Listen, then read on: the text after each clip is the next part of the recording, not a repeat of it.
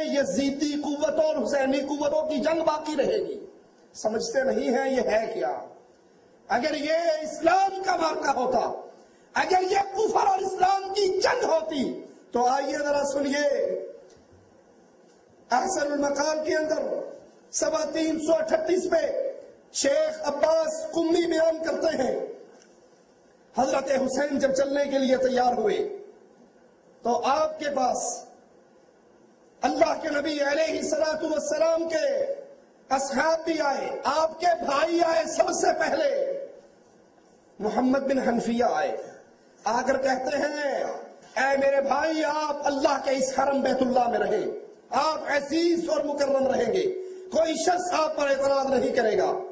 اور اگر آپ یہ نہیں چاہتے، علی کے بیٹے حسین کے بھائی محمد بن حنفیہ کہتے ہیں پھر آپ یمن چلے جاؤ یا بادیہ نشینی اختیار کر لو، کوئی آپ کو کچھ نہیں کہے گا. حضرت نے فرمایا اس سلسلے میں سوچیں گے. صبح ہوئی، حضرت مکے سے روانہ ہونے لگے. جب یہ خبر محمد کو پہنچی، اگر یہ جہاد ہوتا تو علی کے بیٹے، شیر خدا کے بیٹے جہاد سے روکتے؟ ان صحابہ پر یہ تہمت کہ کربلا کے جہاد پہ جانے سے وہ حضرت حسین کے راستے میں روڑے اٹکاتے تھے، روکتے تھے، جن کی حالت یہ تھی. عبد الرحمن ابن عوف کہتے ہیں بدر کے میدان میں دائیں طرف جھانکتا ہوں، معصوم بچے کو پاتا ہوں، بائیں طرف دیکھتا ہوں، معصوم بچے کو پاتا ہوں. دل میں آتا ہے کہ جنگ کے اندر تو لوگ اپنا پڑوس بڑے بڑے کمانڈروں کے قریب رکھنا پسند کرتے ہیں، میرا تو دایاں بھی کمزور ہے، بایاں بھی کمزور. ابھی یہ خیال دل میں ہے، دائیں والا پلو پکڑ کے ہلاتا ہے، کہتا ہے چچا یہ تو بتاؤ ابو جہل کہاں ہے. بائیں دیکھتا ہوں تو وہ پلو ہلاتا ہے، چچا ابو جہل کہاں ہے. میں کہتا ہوں بچوں، معصوم بچوں، تمہارے چہرے پہ داڑھی نہیں آئی، تم نے ابو جہل کا کیوں پوچھا ہے، کیا چاہتے ہو؟ کہا چچا ہمیں پتہ لگا ہے ابو جہل میرے آقا کو گالیاں دیتا ہے، اور آج ہمارے گھر سے ہمیں روانہ کرتے ہوئے یہ درس دیا تھا، بیٹا یا تم دھرتی پہ زندہ رہنا یا خدا کے اس دشمن کو زندہ چھوڑنا، دونوں میں سے ایک کا کام ختم ہو جانا چاہیے.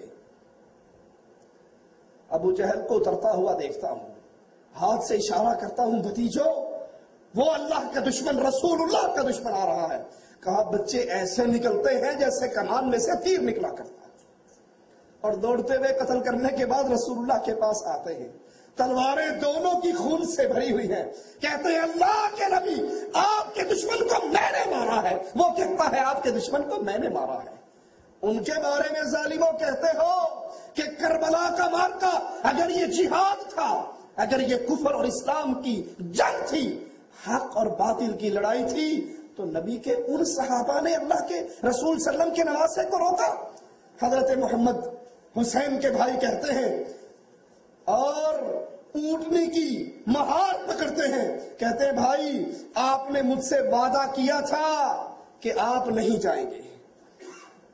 روایات معتبرہ کے مطابق عبداللہ ابن عباس، سنی تاریخ نہیں، سنیوں کی کتاب نہیں، شیخ عباس قمی احسن المقال منتہی الاعمال کا ترجمہ ہے.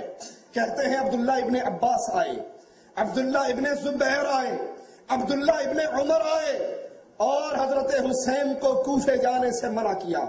اس سفر کو ترک کرنے پر اصرار کرتے رہے کہ کوفے نہ جاؤ، عراق نہ جاؤ. اگر حسین کا یہ سفر کفر اور اسلام کے مارکے کا جہاد ہوتا، مارکا ہوتا، نبی کے صحابہ آپ کو جہاد سے روکتے نہ بلکہ آپ کے ساتھ چلتے. یہ تو سازش تھی عبداللہ ابن سبا کی پارٹی کی، یہ تو سازش تھی ان شیعوں کی جنہوں نے علی کو مارا، حسن کو مارا، پھر حسین کو مارنے کی پلاننگ کی. نہ جائیے، اور آپ ہر ایک کے بات کو ٹھکرا کر انہیں الوداع کر کے لپٹ کے چل پڑے. عبداللہ ابن عباس نے حضرت حسین کے اس عزم کو دیکھا تو انہوں نے مکے میں قیام کرنے اور عراق کا سفر چھوڑنے پر بہت تاکید کی، اور کچھ اہل کوفہ کی مذمت بھی کی. جادو وہ جو سر چڑھ کے بولے، کتاب بھی تیری، مولوی بھی تیرا، شیخ بھی تیرا، مکتبہ بھی تیرا، سیاہی بھی تیری، چھاپنے والا بھی تو۔ شیخ قمی، عباس قمی کہتا ہے کہ عبداللہ ابن عباس نے کہا یہ وہی لوگ ہیں جنہوں نے تیرے باپ کو شہید کیا اور تیرے بھائی کو زخمی کیا، اور مجھے تو یوں معلوم ہوتا ہے کہ آپ سے بھی یہ کوفے کے شیعہ مکر و فریب کر رہے ہیں اور آپ کی مدد سے دستبردار ہو جائیں گے، آپ کو تنہا چھوڑ دیں گے۔ فرمایا یہ ان کے خطوط ہیں جو میرے پاس ہیں، اور یہ مسلم کا خط ہے جس نے لکھا ہے اہل کوفہ میری بیعت پر متفق ہو گئے ہیں۔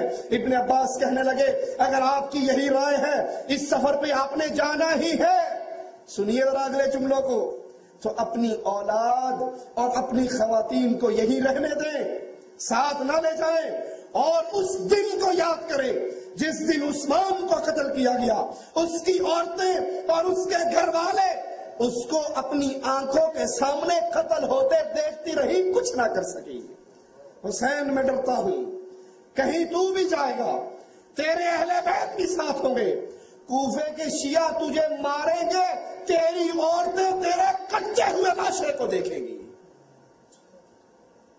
کہتے ہیں حسین نے ابن عباس کی نصیحت کو قبول نہ کیا، اپنے ساتھیوں کو لے کر چلے گئے، اور سنیے یہی کتاب شیخ عباس قمی کی، کہتے ہیں جب کربلا میں آپ پہنچے، آپ کی شہادت کا دن آیا، آپ نے اپنی خواتین اور بہنوں کی طرف دیکھا جو پریشانی کی حالت میں خیموں سے باہر آ رہی تھی اور شہیدوں کو دیکھ رہی تھی، اور فوراً کہنے لگے حضرت حسین ابن عباس پر اللہ رحم کرے۔ ابن عباس کی بات یاد آئی کہ اللہ اس کا بھلا کرے، اس نے مجھے اسی لیے روکا تھا کہ مجھے میری خواتین کے سامنے قتل کر دیا جائے گا۔ حضرت حسین رضی اللہ عنہ وارضا کو ایک ایک صحابی نے روکا۔ یہ تذکرۃ الاطہار ہمارے ہاتھ میں ہے، اس کا صفحہ 275 ہے۔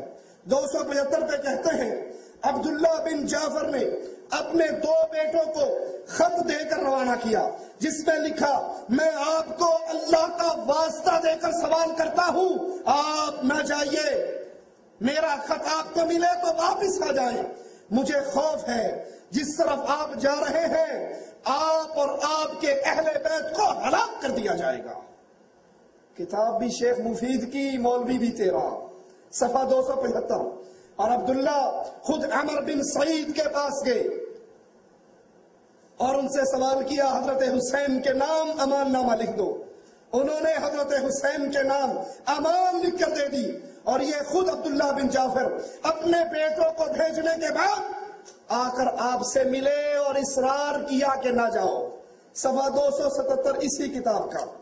کہتے ہیں حضرت حسین حاجز سے کوفہ کی طرف چلے، عرب کے ایک چشمے پر پہنچے، عبداللہ بن مطیع سے ملاقات ہوئی۔